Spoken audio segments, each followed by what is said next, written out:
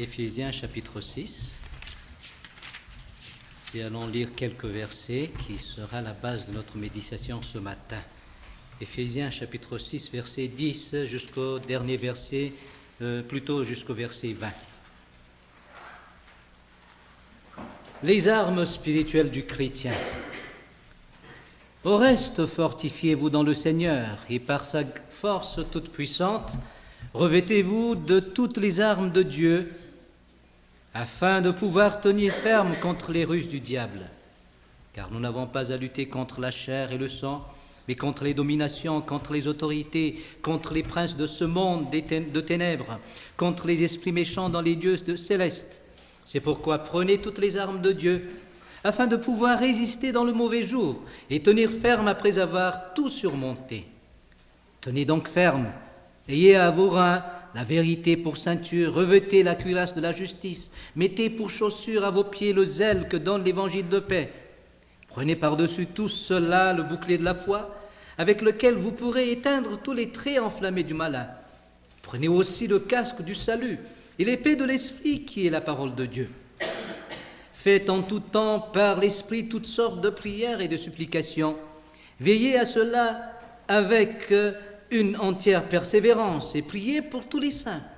Priez pour moi afin qu'il me soit donné, quand j'ouvre la bouche, de faire connaître hardiment et librement le mystère de l'Évangile, pour lequel je suis ambassadeur dans les chaînes et que j'en parle avec assurance comme je dois en parler. Prions. Seigneur notre Dieu, nous voulons te remercier pour ta parole qui est une lumière à notre pied, à nos sentiers. Ciel qui peut nous illuminer, ciel qui peut nous guider aussi et nous diriger dans ta voie, Seigneur. Et ce matin, nous voulons te demander d'être présent activement parmi nous et que tu puisses nous parler vraiment à travers ta parole et que tu puisses toucher notre cœur afin que nous sachions écouter premièrement et aussi obéir à ta parole. Parle, Seigneur, qu'à tes serviteurs écoutent au nom de Jésus-Christ. Amen. Croire, obéir. Oui, nous avons vu tout cela pendant quelques dimanches ici. Nous avons dit que l'apôtre Paul essayait de nous enseigner qu'il y a un temps pour croire d'abord dans la vie, pour être chrétien. Quand on parle de la chrétienté, de la vie chrétienne, il y a toujours un départ. Il y a un départ pour toute chose. Et il y a un départ pour la vie chrétienne. Pour devenir chrétien, il faut croire. Mais la vie chrétienne ne s'arrête pas là, ce n'est qu'un acte initial. Ça va initier quelque chose dans notre vie, la vie chrétienne en tout cas, et nous devons obéir aussi, mais avant de pouvoir obéir, nous devons comprendre ce que nous avons cru. Le Seigneur doit nous enseigner tout ce que nous avons cru, afin que nous comprenions notre salut, comment Dieu nous a sauvés, afin que nous comprenions aussi qu'est-ce qu'il a fait dans notre vie. Donc il y a un temps pour croire, un temps pour comprendre aussi. Mais cela ne suffit pas, il faut obéir.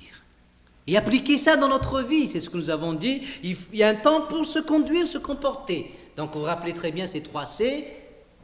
Croire, comprendre, se conduire ou bien se comporter. C'est la vie chrétienne. Mais ici, l'apôtre Paul nous dit « au reste, frère ». Qu'est-ce que ça veut dire « au reste » ? Dans le terme grec, en tout cas, eh bien, en anglais, on dit « left over ». C'est quoi ça, left over, en français? Quand vous mangez quelque chose, il y a quoi? Il y a du reste. Et il y a du reste là, et c'est très important. On peut traduire en français des fois « enfin », mais ici il est dit clairement « au reste ». Il y a le reste, il y a quelque chose qui reste là. On a parlé de la foi, de la compréhension de ce que nous croyons, et la conduite aussi. Mais après, c'est quoi? C'est beau de croire, c'est beau d'obéir aussi, mais est-ce que vous allez persévérer? Voilà la grande question. Oui, quand nous entendons la parole de Dieu, nous avons hâte d'obéir et nous obéissons sous le coup. 1 jour, 2 jours, 3 jours, paf, après, on ne persévère plus. Puis on se pose des questions. Mais au reste, frère, il faut persévérer. Il ne faut pas s'arrêter sur ce que nous avons compris et sur notre comportement. C'est bien, vous avez cru, vous avez compris et vous êtes comporté conforme à ce que vous avez compris, ce que vous avez cru aussi. C'est bien tout cela, mais il faut persévérer. Et la théologie de la persévérance, en tout cas, est très importante, la Bible nous en parle. Persévérer dans le Seigneur.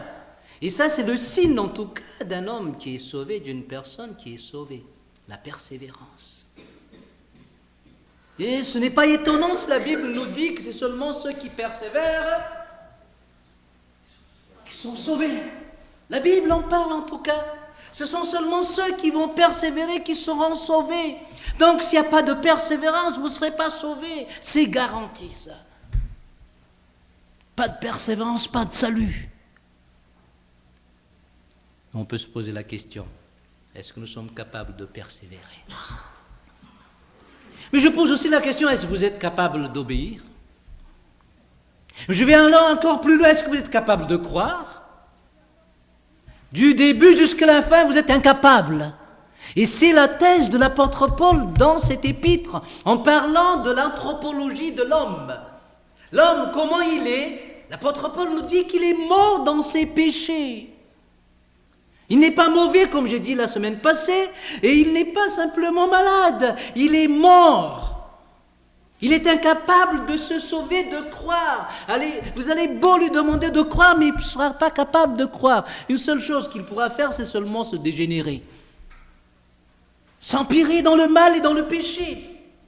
Il va vivre dans le péché, il va rester dans le péché. C'est l'image d'un homme mort. Un homme mort que vous allez laisser ici pendant 5 jours, qu'est-ce qui va se passer?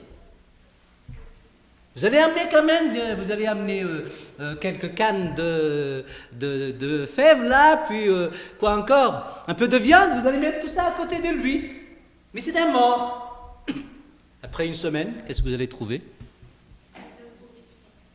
C'est encore un homme mort que vous allez trouver, mais pourri, corrompu. Et c'est exactement l'homme, en tout cas, laissé livrer à lui-même, il va se corrompre dans le péché, car il est mort. Voilà ce que la Bible nous dit. Donc, il n'est même pas capable de croire, il n'est même pas capable d'obéir et persévérer encore. Persévérer en quoi? Il n'a même pas eu l'occasion de croire, il ne pourra pas persévérer. Donc, il faut mettre dans la tête que l'homme est incapable de se sauver. C'est pour cela que Dieu opère. C'est pour cela que Dieu agit. Que Dieu prépare tout. Et là encore, c'est une autre thèse de l'apôtre Paul en nous parlant de l'œuvre de Dieu, du Dieu trinitaire. C'est lui qui planifie le salut, et c'est lui qui accomplit le salut, et c'est lui qui applique le salut aussi, parce qu'en nous-mêmes, nous n'avons rien. Le salut par les œuvres est la pire des choses, je tiens à vous le dire. Car se demander quelque chose à quelqu'un qui est incapable, comme si vous demandiez à un paralytique, lève-toi. Il est incapable. Quelqu'un qui est paralysé, vous lui donnez une pomme, la prends la pomme, t'as faim, prends la pomme, il est paralysé. Qu'est-ce qu'il pourra faire? C'est la pire des choses de leur demander de faire cela. Et demander à un homme mort de croire, c'est impossible, il ne sera pas capable. Donc il a besoin de l'œuvre de Dieu, c'est Dieu qui travaille. Et ça c'est la base de tout, chers amis. C'est ce qui nous diffère des autres églises évangéliques, soi-disant évangéliques. Car dans d'autres églises, on enseigne que l'homme est libre, a la possibilité de choisir, et que tout dépend de lui. Et s'il ne choisit pas, eh bien il va se perdre, c'est sa faute. Et ça nous paraît logique. Mais la Bible nous enseigne que cet homme est mort. Seul Dieu peut le sauver. Et vous savez très bien ce que nous dit l'apôtre Paul dans le chapitre 2, que Dieu qui est riche en quoi? En miséricorde. Dieu qui est riche en miséricorde, à cause du grand amour dont il nous a aimés. Dieu nous a aimés, nous qui sommes des gens pourris, pervertis, morts dans nos péchés, mais il nous a aimés. Et là, le salut, chers amis, c'est la grâce. Voilà ce qu'on appelle la vraie grâce. En tout cas, rien vient de nous. Nous sommes incapables de faire quoi que ce soit, mais c'est Dieu qui opère. Et c'est lui qui travaille. Et si nous sommes dans le salut, c'est grâce à Dieu. C'est grâce à sa grâce. Et c'est lui qui a eu l'occasion de travailler. Il a opéré. Il a aussi accompli le salut. Mais il a appliqué ce salut dans notre vie. Il y a ce qu'on appelle l'ordo salutis en termes théologiques, en tout cas c'est un terme technique. Ordo salutis, mais en termes simples, on dit simplement l'ordre du salut.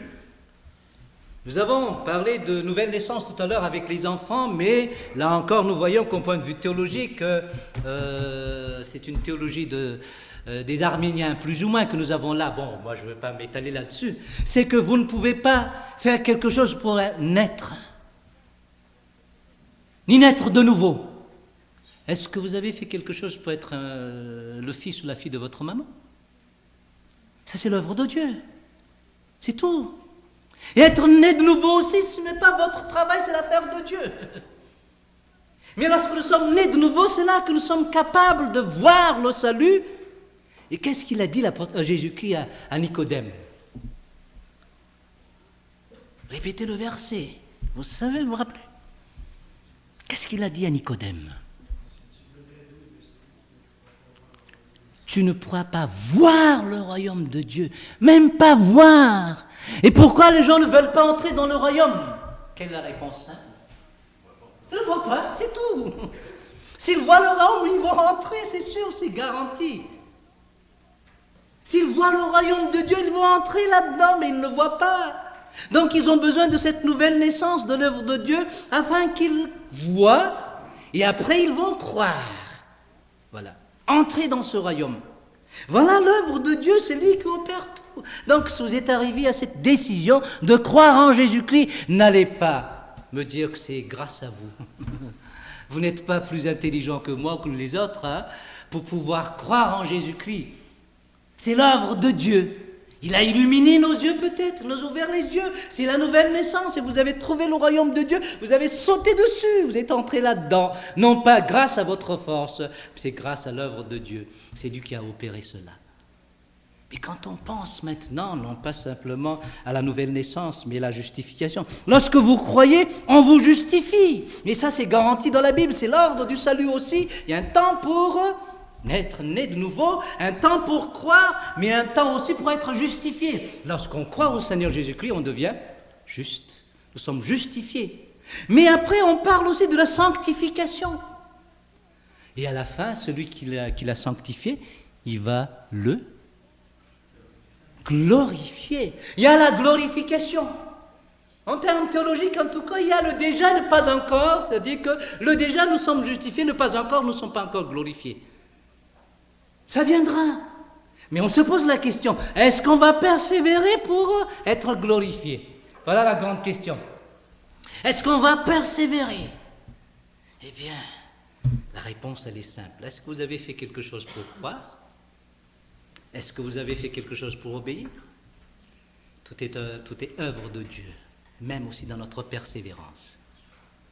Et c'est ce que nous allons voir sur la persévérance en tout cas, car c'est seulement ceux qui persévèrent qui seront sauvés, comme nous dit la Bible. Ce n'est pas parce qu'ils ont persévéré qu'ils sont sauvés, c'est parce qu'ils sont sauvés qu'ils vont persévérer. Vous trouvez la différence? Ce n'est pas parce que vous êtes persévérant dans votre vie chrétienne que vous allez être sauvé, non. C'est parce que vous êtes sauvé que vous pouvez persévérer et vous aurez le salut, la glorification à la fin. Donc le salut de Dieu n'est pas un salut comment dirais-je, de quelque temps, hein. C'est pas un salut que Dieu opère à moitié, c'est complet, du début jusqu'à la fin. Lorsqu'il a commencé une œuvre, il va la finir. Mais il y a notre part, et c'est ce que nous allons voir. Pour que je puisse obéir, qu'est-ce que je dois faire? Pour que je puisse croire, qu'est-ce que je dois faire? Voilà la question. Et pour que je puisse persévérer, qu'est-ce que je dois faire aussi? La même question. Nous avons pu voir, la thèse de l'apôtre Paul, c'est que nous sommes morts, nous sommes incapables de croire, donc nous sommes incapables d'obéir, donc nous sommes capables de persévérer. Mais lorsque Dieu travaille, il travaille en nous le vouloir le faire, comme dit l'apôtre Paul. Donc s'il va travailler en nous, qu'est-ce qu'il va faire? Qu'est-ce que nous devons faire pour que nous puissions croire, et pour que nous puissions obéir, et pour que nous puissions persévérer? Il y a quand même un côté pratique là, un côté que l'apôtre Paul va nous expliquer. Bon, premier point, qu'est-ce qu'il faut faire pour croire? Chapitre 1er. Verset 13.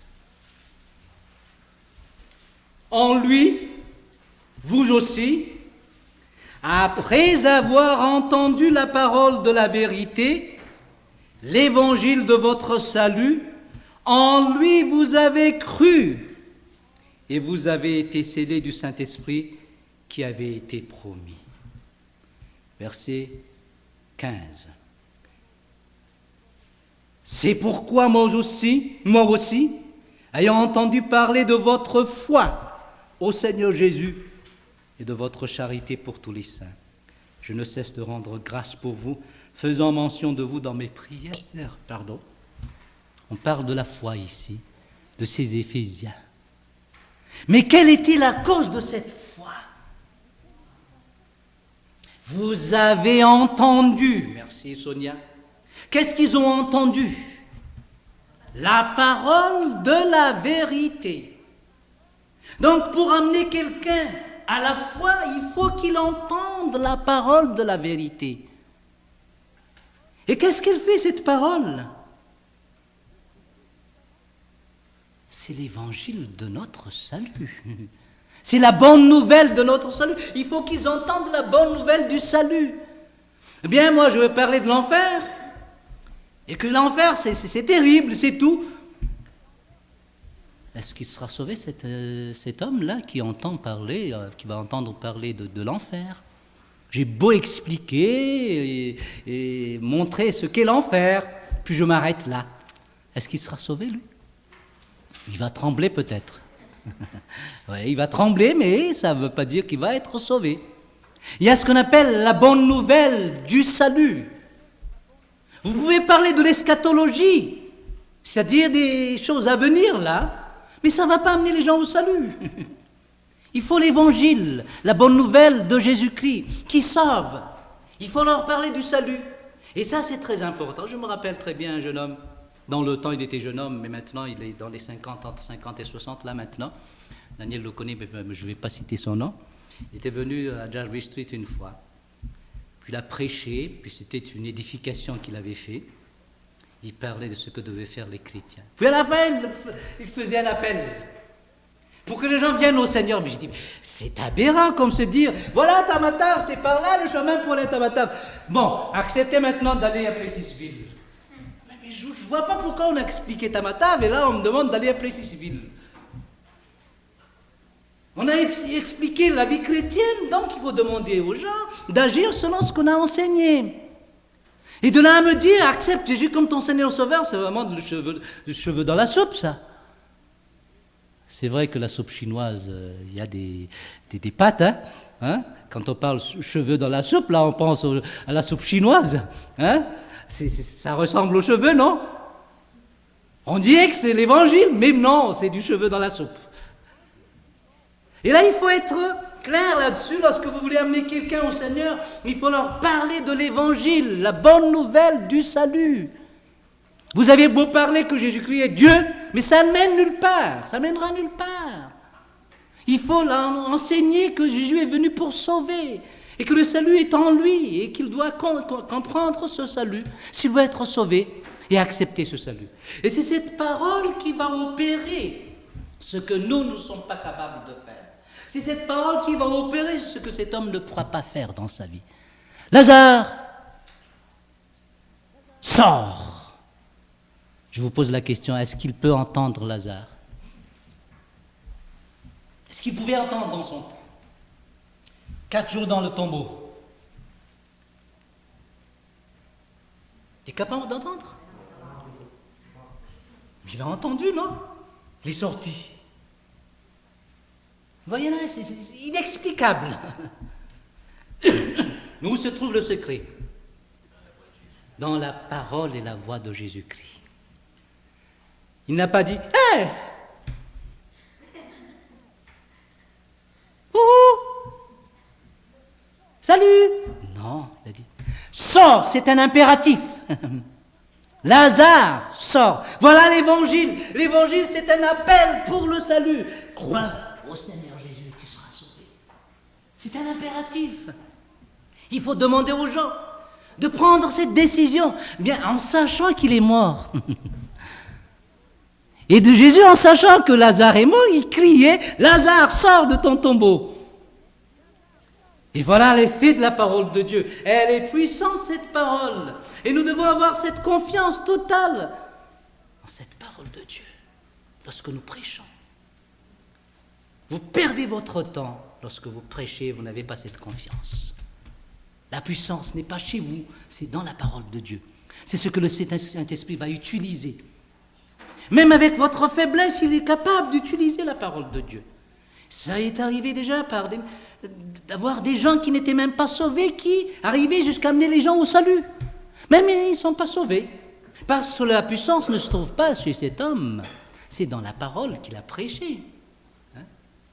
Et on fait passer le message à la radio. Mais qui est-ce qui parle là? C'est l'haut-parleur, non? Le haut-parleur arrive à convaincre les gens.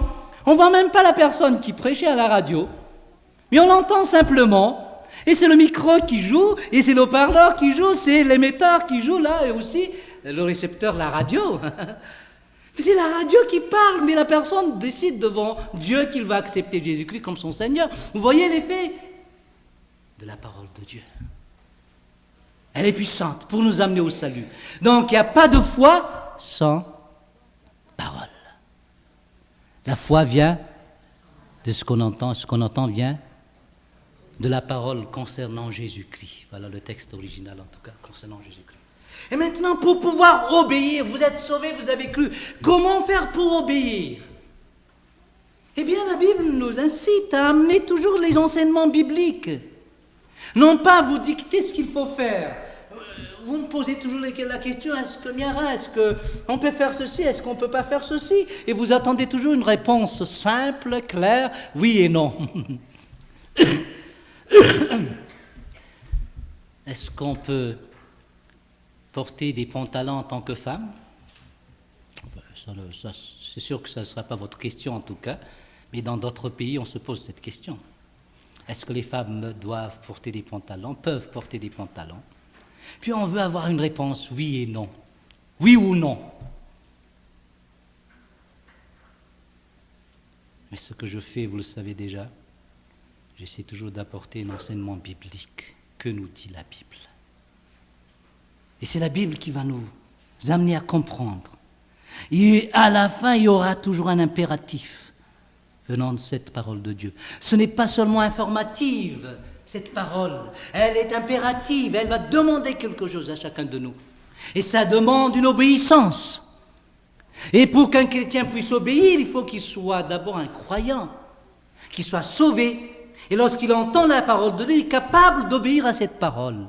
Et là, Jésus, il nous dit, mes brebis le connaissent. C'est ça qu'il a dit, non? Je les connais aussi. Et ils entendent et écoutent ma voix. Et ils connaissent la voix de Jésus-Christ. Moi, j'ai toujours du mal à discerner la différence entre Christine, Olivia et Evelyne quand je les écoute au téléphone, là. Je me trompais toujours. Ah, c'est Christine. Ah, non, c'est Olivia. C'est Olivia. Ah, non, c'est Christine. Ah, là, je me trompe. Mais moi, ma voix, je ne sais pas, mais tout le monde connaît. Moi, je téléphone à Valère. Valère, bonjour, Valère, c'est Miara. Oui, c'est déjà, c'est Miara. Et Daniel, je ne parle même pas, plus c'est Miara. Bonjour, monsieur Miara. Il y a une habitude à cette voix, vous savez. Lorsque vous êtes habitué à la personne, vous êtes habitué à sa voix aussi. Et c'est exactement la même chose avec Jésus-Christ. Lorsque vous êtes habitué à être avec Jésus-Christ, vous allez vous habituer à entendre sa voix, vous allez connaître sa voix aussi. Et vous allez obéir à cette voix. Les enfants savent très bien ce qu'est la voix de maman et la voix de papa. Quand c'est maman qui dit « Jonathan, fais ceci !»« Oui, mamie !» Il joue encore, lui, il jouait toujours il ne change même pas de position. Il continue à faire son boulot, là, ou bien à jouer. Mais ce que j'ai remarqué souvent quand je dis « Jonathan !»« Oui, Daddy !» Il vient. Il y a une voix qui a une autorité derrière. C'est ce que nous devons faire avec Jésus-Christ quand il nous dit « Sonia !» Oui. Fais ceci. Oui. Puis vous tournez en rond, là, vous jouez toujours, vous faites ce que vous voulez faire, là. Non, c'est l'autre. Quand le Seigneur nous dit, Sonia, oui. Bon, ça même. On est prêt à obéir. Cette attitude est très importante. C'est l'attitude de quelqu'un qui croit au Seigneur Jésus-Christ. Vous croyez, mais vous devez comprendre et vous devez obéir aussi après. Obéir à votre maître. Et c'est ce que nous avons eu comme leitmotiv pendant quelques dimanches. L'obéissance, l'obéissance, l'obéissance est très importante. C'est un signe de notre salut. Nous sommes sauvés pour obéir et nous devons obéir à notre Seigneur. C'est grâce encore à sa parole que nous pouvons obéir. La Bible nous dit ceci, et nous la comprenons, et nous sommes capables de l'obéir après. La force ne vient pas de chez nous, ça vient de la parole de Dieu. Donc il est toujours important de comprendre ce que la Bible enseigne. Moi, quand j'ai enseigné sur la cigarette, bon, on n'a pas de passage biblique qui nous dit « ne fume pas ». Mais lorsque vous arrivez à une certaine maturité, vous serez capable de discerner si c'est péché ou non dans votre vie. C'est vous qui allez comprendre cela, vous n'avez pas besoin qu'on vous dise ceci clairement, car vous allez déduire de la parole de Dieu que c'est mauvais ou c'est bon. Vous allez discerner si c'est bien ou c'est pas bien. Grâce à la parole de Dieu qui a illuminé vos yeux. Donc c'est la parole de Dieu qui opère encore pour que nous puissions obéir. Vous savez ? Et maintenant pour persévérer. Revenez maintenant dans le chapitre 6. Au reste, voilà le reste, chers amis, leftover. Fortifiez-vous dans le Seigneur et par sa force toute puissante. Revêtez-vous de toutes les armes de Dieu afin de pouvoir tenir ferme contre les ruses du diable. Afin de pouvoir tenir ferme. Qu'est-ce que ça veut dire ? Oui, en d'autres termes, on va dire persévérer. Oui.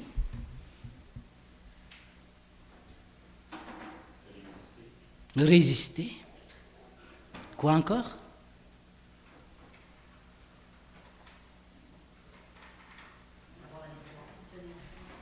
Avoir la victoire, oui. Bon, je vais y ajouter un 4e C.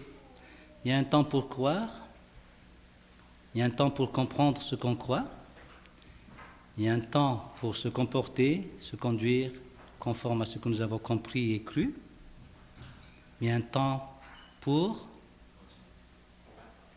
continuer.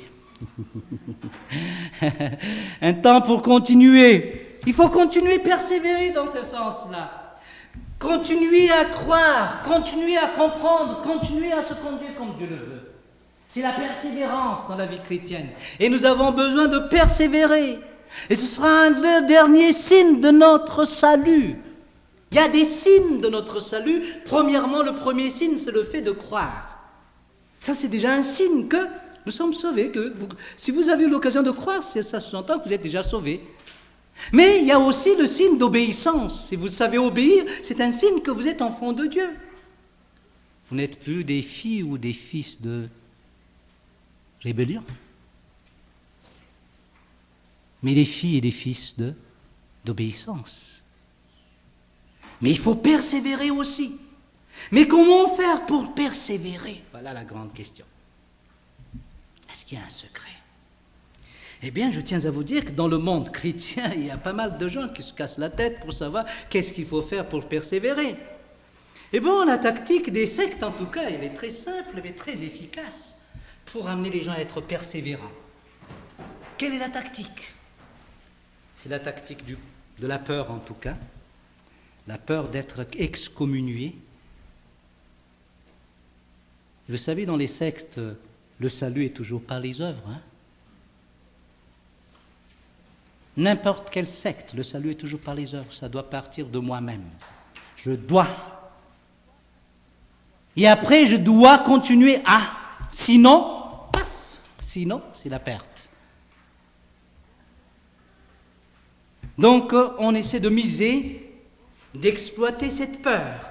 Si vous êtes témoin de Jéhovah, eh bien, vous allez toujours avoir peur de perdre votre salut, bien de ne pas avoir votre salut.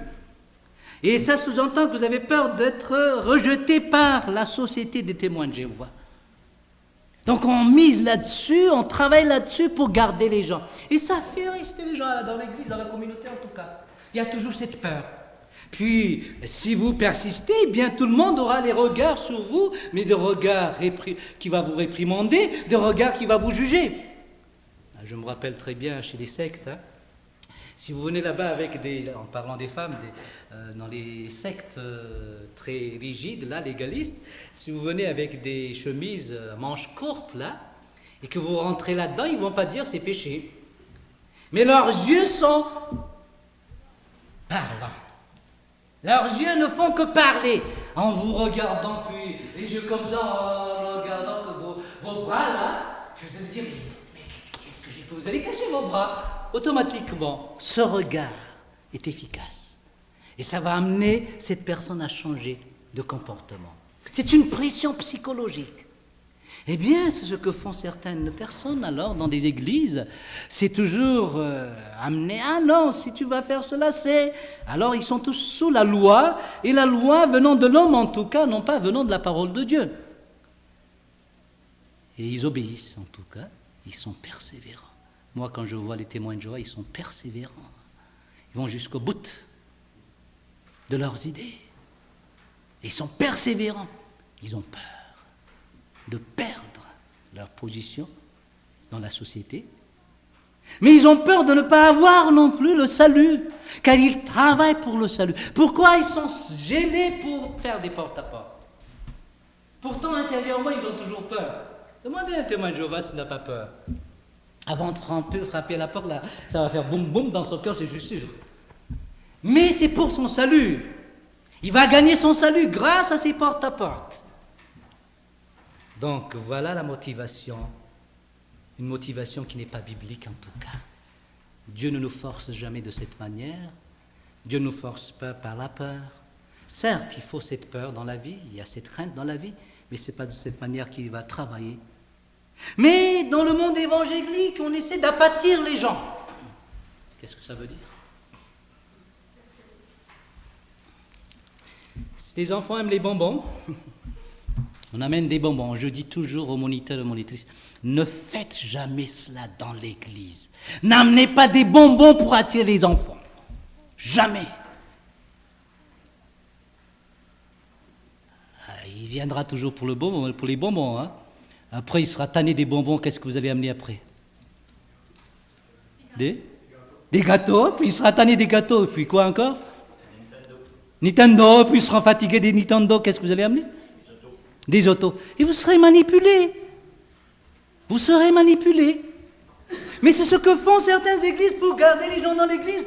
On n'a pas de ces gens-là. On amène ce qu'ils veulent. Qu'est-ce que vous voulez, monsieur Dion?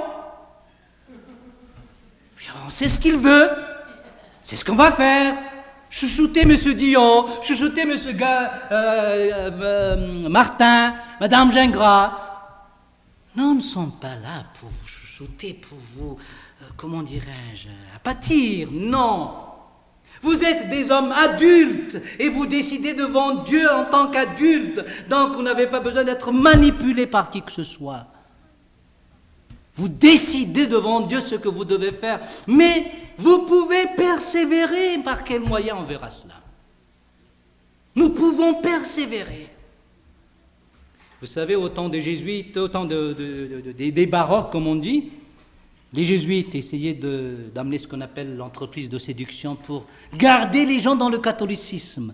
Ils ont utilisé tous les moyens pour garder les gens. Et c'est ce qui a amené ce qu'on appelle la dégradation dans la vie, c'est parce qu'on accepte tout et on tolère tout pour garder les gens. Voilà le but, et tous les moyens sont bons pour atteindre ce but-là, c'est de garder les gens dans l'Église. C'est ce qu'on appelle la contre-réforme dans le temps. On voulait garder les gens, puis on apporte n'importe quoi, on apporte n'importe quelle musique pour attirer les gens. Mais ce que font avec les jeunes maintenant, je vois que certains pasteurs se paniquent. Ils ont peur de perdre leurs jeunes. Ils se paniquent. Et comment faire pour les garder? Pour qu'ils persévèrent? Oh, ils ont cru, mais il faut savoir les garder quand même. Eh bien, s'ils ont cru, qu'est-ce qui les a amenés à la croyance? Voilà la grande question. Vous les avez appelés par des musiques? Je ne m'étonne pas si vous devez les garder toujours par la musique. Par quel moyen vous avez commencé? C'est par la musique, par la danse, par le basketball, par le sport, par tout ce qu'ils veulent. Eh bien, ils seront attirés, c'est sûr. Et ils vont décider pour dire qu'ils ont cru. Puis ils ont une apparence de foi. Eh bien, qu'est-ce qu'il faut faire maintenant pour qu'ils obéissent? Bon, pour qu'ils viennent à l'église, il faut qu'il y ait toujours les musiques. Bon, ils obéissent pour venir à l'église, parce qu'il y a la musique. Et maintenant, enlevez ces musiques. Est-ce qu'ils vont venir? C'est sûr qu'ils ne vont pas venir. Enlevez-moi ces musiques-là maintenant. Vous allez voir que les églises seront vidées. Ça, c'est sûr. Enlevez ces musiques qu'ils cherchent. Ne laissez plus de ces musiques de rock ou de quoi que ce soit là, et enlevez tout cela, vous allez voir, l'église sera vidée. On n'a rien de temps. Parce que nous les avons attirés par la musique. Et nous voulons les garder par la musique. Et ils ne pourront jamais rester là, s'il n'y a pas de musique. Voilà la méthode de certaines églises. Alors je tiens à vous informer, à vous avertir aussi qu'il y a un danger. Mais il y a l'autre domaine, le psychologique ou sociologique. En utilisant l'approche des marketeurs. Méthode des marketeurs, en tout cas c'est lié un peu avec la musique, mais il y a certaines choses qu'on peut très bien faire pour attirer les gens. Eh bien, il y a certains pasteurs qui sont attirés par ces méthodes. C'est-à-dire, ils sont là pour chouchouter les gens et aussi pour encourager les gens. Puis, ils tolèrent n'importe quoi. Les gens amènent n'importe quoi dans l'église, mais pour pouvoir les garder, on les laisse faire. C'est la tolérance maintenant. Puis les pasteurs tolèrent n'importe quoi. Ils ne savent plus quoi faire et que faire. Et comment faire non plus. Donc ils laissent tout le monde faire ce qu'il veut. Et ça, c'est dangereux aussi. C'est parce qu'on ne sait pas comment garder les gens, comment les amener à persévérer dans le Seigneur. Et là, ils sont tous contents lorsque l'église est remplie. Et comme a dit Michel Houle dernièrement à Drummondville, c'est que, est-ce que la vie chrétienne consiste à être dans l'église simplement, et là vous êtes content que vous êtes dans cette église, c'est tout? Il y a plus que cela. Il y a la persévérance. Et ça, c'est très important. Et ça doit être le signe de votre salut, cette persévérance. Nous sommes des fois touchés par la parole, et sur le coup nous changeons, mais quand le soleil arrive, c'est comme la semence dans la terre où il y a quoi? Il y a de la pierre sous la terre. Puis c'est beau au départ, elle est verte, puis le soleil arrive. Voilà. Mais c'est un mauvais signe. Moi, je tiens à vous dire que la persévérance est un signe de notre salut. Est-ce que vous allez persévérer à croire? Est-ce que vous allez persévérer à comprendre, à connaître? Est-ce que vous allez persévérer à se conduire conforme à ce que vous avez cru et compris? Voilà ce qu'on appelle la persévérance. C'est un signe. Ce n'est pas le moyen par lequel vous serez sauvés. C'est le signe de votre salut, la persévérance. Et on le saura plus tard. Jusqu'à maintenant, ça va encore, on dirait que nous persévérons. Mais ça, on le verra plus tard, tôt ou tard, ça va se manifester, notre persévérance. Vous savez, la méthode divine, elle est simple. Regardez le verset 10. Au reste, fortifiez-vous dans le Seigneur. Qu'est-ce qu'il faut faire pour persévérer? Il faut se fortifier. Littéralement, qu'est-ce que ça veut dire se fortifier? Est-ce que vous êtes capable de vous fortifier vous-même? Non, en bougeant sur place, là, comme ça, je ne sais pas, mais c'est ce que dit l'apôtre Paul. Fortifiez-vous vous-même. Ça vient de fortification? Oui? Qu'est-ce qui a dit quelque chose là? Mais oui, mais le mot fortifiez-vous, on dit que ça vient de nous, c'est tout est en nous. Il faut se fortifier. Et c'est ce que la Bible nous demande, fortifiez-vous. Pour pouvoir persévérer, il faut se fortifier. Avoir la force, c'est la force qui va nous garder. Il faut se fortifier. Et la force, c'est où? Eh bien, selon Carl Rogers, en nous, nous avons la force. Mais il suffit simplement de connaître quelle est cette force. Et Carl Rogers est un psychologue. Ce qu'on appelle la pensée rogérienne.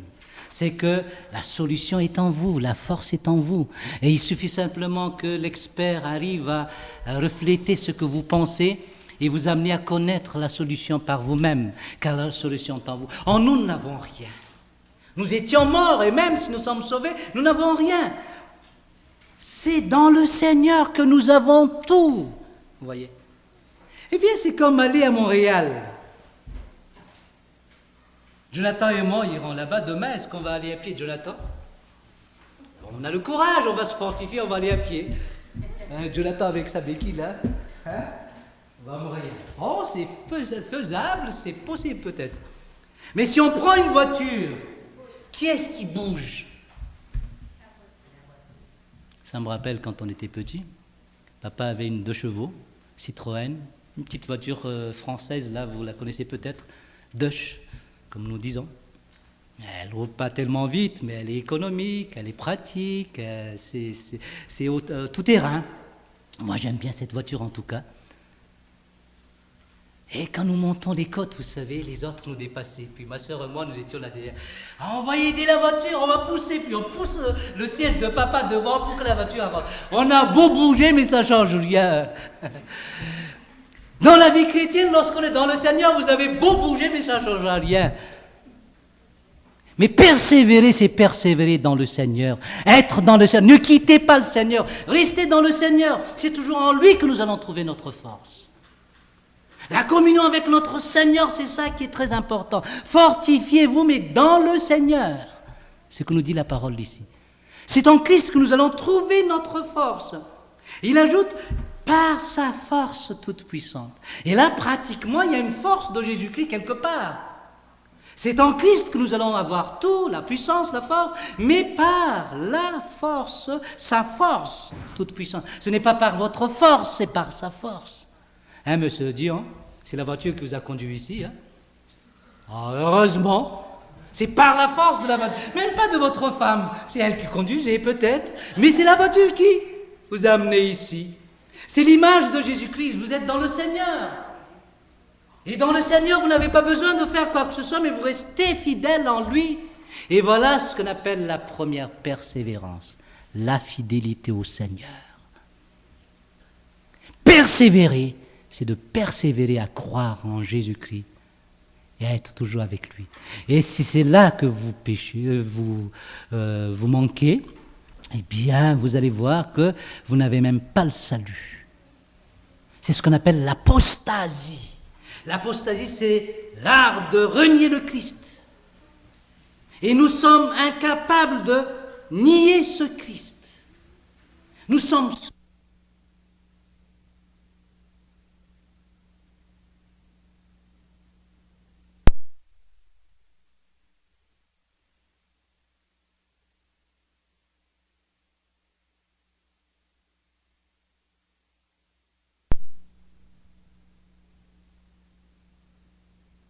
Il faut avertir un peu Marie et Michel pour cela.